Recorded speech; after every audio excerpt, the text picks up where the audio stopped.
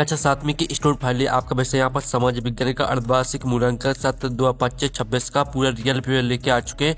और पेपर देने से पहले आपको इस पेपर को पूरा याद कर लेना है। और आप यहाँ पेपर देने से पहले इस पेपर को पूरा याद कर लेते हैं तो आप 60 में 60 नंबर लाएंगे। ठीक है, आप यहाँ पर दिल्ली राज्य शिक्षा केंद्र मध्य प्रदेश भोपाल अर्धवार्षिक मूल्यांकन सत्र 2025-26 विषय समाज विज्ञान। ठीक है, और साथ ही आपको बता दें इस वीडियो को आपको अपने दोस्तों तक शेयर कर देना जिससे वो भी 60 में 60 नंबर लेके आ सके समाज विज्ञान पेपर में।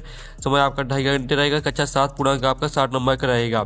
हमने आपको पहले ही बता दिया इस पेपर को पूरा आपको याद करना है। ठीक है, हम संपूर्ण उत्तर सहित आपका पेपर कराएंगे। चलिए आपका पेपर देख लेते हैं। आपके बहुविकल्पी प्रश्न आते हैं 1 से 5 तक।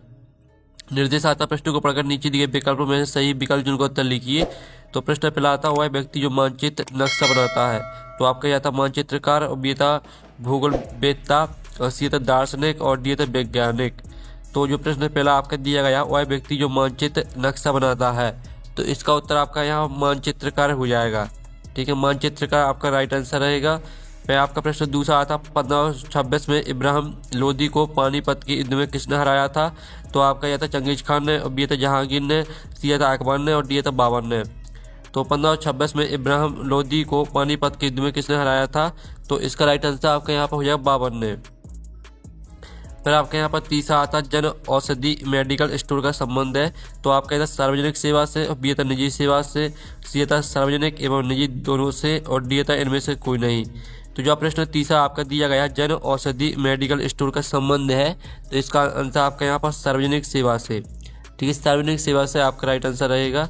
फिर आपका यहाँ पर चौथा आता मौलिक अधिकार कितने हैं। तो आपका यह था 6, बी था 5, सी था आपका 4, और डी था 9। तो मौलिक अधिकार आपके जो है वो है आपकी 6। फिर आपका यहाँ पर देख लेते हैं पाँचवा आता सर्वप्रथम दोपहर का भोजन किस राज्य में प्रारंभ किया गया। तो आपका यह था मध्य प्रदेश, बी था छत्तीसगढ़, सी था आपका तमिलनाडु, और डी ऑप्शन आपका दिल्ली दिया गया है। तो सर्वप्रथम दोपहर का भोजन किस राज्य में प्रारंभ किया गया, तो इसका उत्तर आपका यहाँ पर तमिलनाडु हो जाएगा। ठीक है, तमिलनाडु का आपका राइट आंसर रहेगा। इस तरह से जो आपके 1 से लेकर 5 तक दिए गए थे बहुविकल्पी प्रश्न वो कंप्लीट हो जाते हैं। आपने अच्छे से याद कर लिए होंगे। अब चलिए आपके आते हैं रिक्त स्थानों की पूर्ति कीजिए। प्रश्न क्रमांक 6 से 10 तक निर्देश आता है रिक्त स्थानों की पूर्ति कीजिए। प्रत्येक प्रश्न के लिए 1 अंक आपका निर्धारित है। तो प्रश्न 6 आता है पृथ्वी की सतह का 3/4 भाग डॉट डॉट से ढका हुआ है। तो पृथ्वी की सतह का 3/4 भाग आपका यहाँ पर जल से ढका हुआ है। तो जल आपका यहाँ पर राइट आंसर हो जाएगा। फिर आपके यहाँ पर आता है 7वां उच्च ज्वार डॉट डॉट में सहायक होता है। तो यहाँ पर उच्च ज्वार आपका मत्स्य में सहायक होता है। मत्स्य आपका यहाँ पर राइट आंसर हो जाएगा, मत्स्य में सहायक होता है। ठीक है, आपको यहाँ पर अच्छे से याद कर लेना है। फिर आपका 8वां आता भारत विश्व की दवाइयाँ निर्मित करने वाला डॉट डॉट देश है। तो जो आपका 8वां दिया गया भारत विश्व की दवाइयाँ ठीक है निर्मित करने वाला तीसरा देश है। तो तीसरा आपका यहाँ पर राइट आंसर हो जाएगा। फिर आपका यहाँ पर 9वां आता संविधान डॉट डॉट का समूह है। तो जो प्रश्न आपका 9 दिया गया संविधान आपका ठीक है नियमों एवं कानूनों।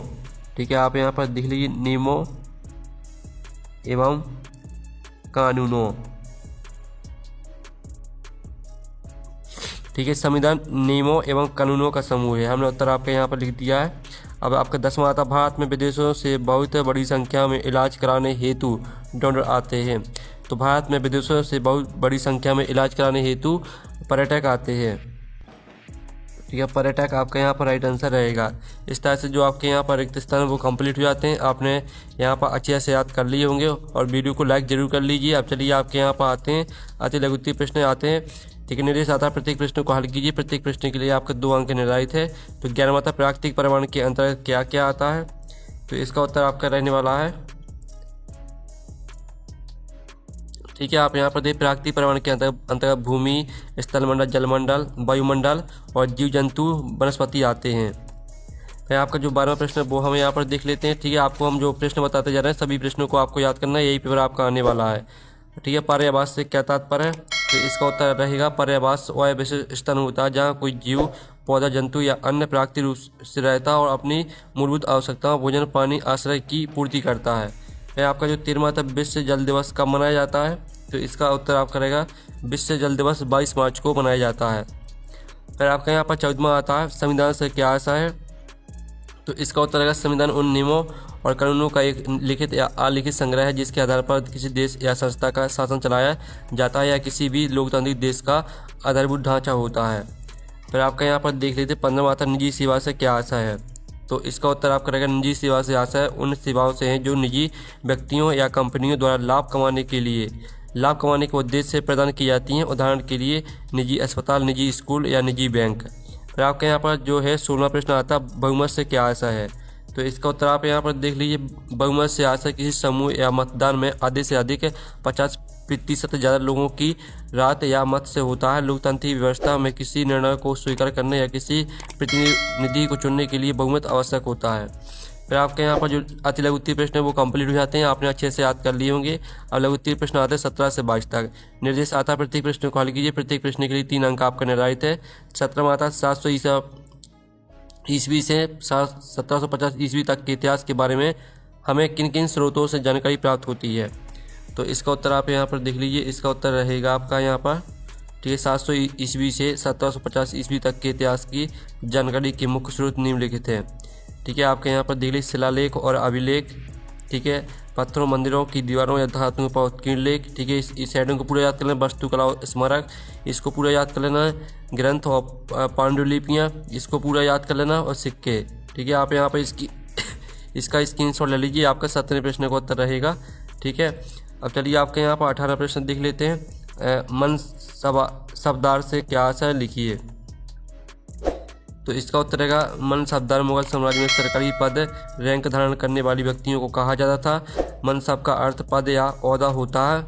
मनसबदारों को सैन्य और नागरिक प्रशासन दोनों की जिम्मेदारी दी जाती थी और उनका पद और वेतन जात और सवार पर निर्भर करता था। ये आपका 18वें क्वेश्चन का आंसर हो जाता है। फिर आपको आता 19वां, जागीर किसे कहा जाता था। तो यहाँ पर जागीर मुगल प्रशासन में मनसबदारों को वेतन के बदले दी जाने वाली भू राजस्व वसूलने की जिम्मेदारी वाली जमीन को कहा जाता था। मनसबदार इस भूमि से राजस्व इकट्ठा करते थे जिससे वे अपना और अपने सैनिकों का खर्च चलाते थे। यह भूमि मनसबदारों की व्यक्तिगत संपत्ति नहीं होती थी बल्कि उन्हें केवल राजस्व इकट्ठा करने का अधिकार दिया जाता था। फिर आपका यहाँ 20वां आता है, ठीक है, पवन कितने प्रकार की होती है लिखिए। तो आप यहाँ पर देख लीजिए पवन कितने प्रकार की होती है। पवन होती है आपकी 3 प्रकार की, स्थायी पवनें, मौसमी पवनें और स्थानीय पवनें। इन तीनों हेडिंग को पूरा याद कर लेना है, स्क्रीनशॉट आप ले लीजिए। फिर आपका आता है 21वां, प्रायः बालिकाएं अपनी माँ को घर पर किन किन कार्यों में सहयोग करती हैं। तो आप यहाँ पर देख लीजिए, प्रायः बालिकाएं अपनी माँ को घर पर निम्नलिखित कार्यों में सहयोग करती हैं। खाना पकाने और रसोई के अन्य कार्यों में सहायता करना, घर की साफ सफाई और चीज़ों को व्यवस्थित करने में मदद करना, छोटे भाई बहनों को देखभाल करना, पानी भरना, कपड़े धोना या उन्हें सुखाने जैसे रोजमर्रा के काम करना और बाजार से छोटा मोटा सामान लाने में मदद करना। ठीक है, इस तरह से आपके 21वें क्वेश्चन का आंसर रहेगा। फिर 22वां आता जनगणना से आपके समझते हैं। तो इसका उत्तर आप यहाँ पर देख लीजिए, जनगणना से आशय किसी देश या किसी निर्धारित क्षेत्र में एक निश्चित समय अंतराल पर वहां रहने वाले सभी लोगों से संबंधित जनसांख्यिकी, आर्थिक और सामाजिक डेटा को व्यवस्थित रूप से एकत्रित करने, संकलित करने, विश्लेषण करने और प्रकाशित करने की प्रक्रिया से है। 10 वर्ष में होती है, यहाँ तक याद कर लेना, स्क्रीनशॉट आप ले लीजिए। फिर आपके यहाँ पर द्वितीय प्रश्न आते हैं 23 से 26 तक, तो इनको हम यहाँ पर कंप्लीट कर लेते हैं। 23वां आता राष्ट्रकूट कैसे शक्तिशाली बने, विस्तार से लिखिए। तो यहाँ पर राष्ट्रकूट कैसे शक्तिशाली बने आपको यह बताना है। तो इसका उत्तर आप यहाँ पर देख लीजिए, ये आपका यहाँ पर दिया गया है। ठीक है, आपका यहाँ पर दंती दुर्ग का उदय, ठीक है, हिरण्यगर्भ में अनुष्ठान, इस हेडिंग को पूरा याद कर लेना है। सैन्य शक्ति का विस्तार, कला साहित्य, धर्म को संरक्षण, ठीक है, पूरा उत्तर आपका दिया गया 23वें क्वेश्चन का। तो इसका स्क्रीनशॉट ले लीजिए। फिर आपके यहाँ पर 24वां आता है, एक व्यवसायी बाजार में ऊंचा मुनाफा कमा पाता है, इसके क्या कारण है। तो आप यहाँ पर देख लीजिए, ये आपका यहाँ पर 24वें क्वेश्चन का आंसर रहने वाला है। एक व्यवसायी बाजार में ऊंचा मुनाफा कमा पाता है, इसके कई कारण हो सकते हैं। कम लागत पर खरीद, उच्च मांग, अद्वितीय उत्पाद, प्रतिस्पर्धा की कमी, विज्ञापन और ब्रांडिंग, बेहतर स्थान वितरण श्रृंखला। सभी हेडिंग को पूरा आपको याद कर लेना, स्क्रीनशॉट आप ले लीजिए। फिर आपके यहाँ 25वां आता है, सेल कितनी प्रकार की होती हैं, उनके नाम लिखकर उदाहरण सहित लिखिए। तो आपके यहाँ पर सेल होती हैं 3 प्रकार की, ठीक है, आग्नेय सेल, औषधि सेल और कायांतरिक सेल। ठीक है, उनके नाम देख लीजिए, उदाहरण, नाम, उदाहरण। ठीक है, पूरा याद कर लेना है, स्क्रीनशॉट ले लीजिए।